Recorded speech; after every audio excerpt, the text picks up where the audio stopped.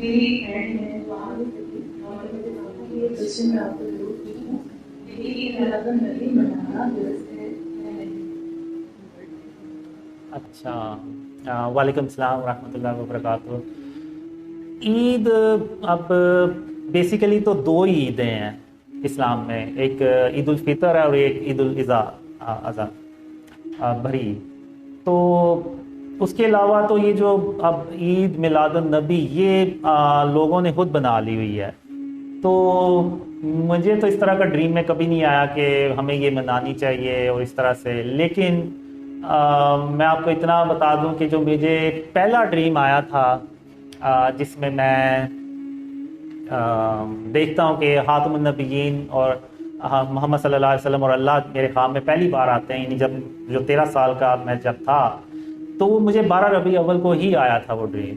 تو اگلے دن وہ چھٹی ہوتی ہے تو اس رات کو یعنی مجھے ڈریم آیا تھا.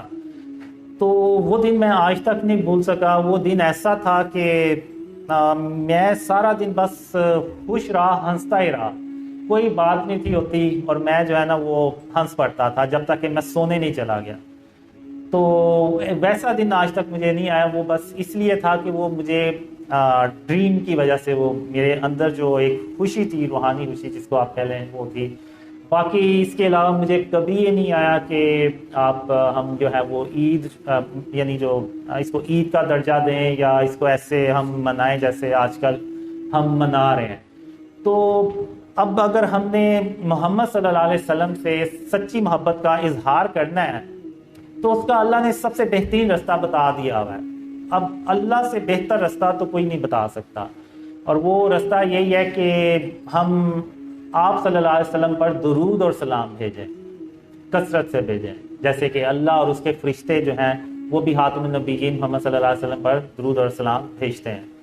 تو اس کے لیے ایک دن مقرر کرنا کہ بس اسی دن ہم نے ان سے محبت کا اظہار کرنا ہے، تو یہ میرے خیال سے مناسب نہیں ہوگا.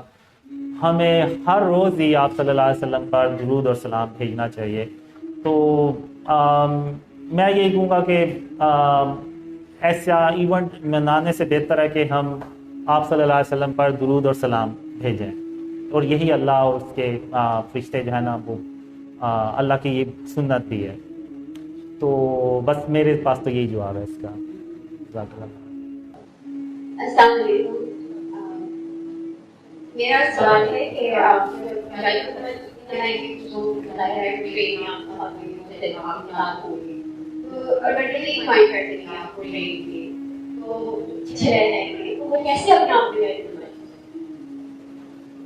دیکھیں یہ جو ٹرین والا ڈریم ہے نا، یہ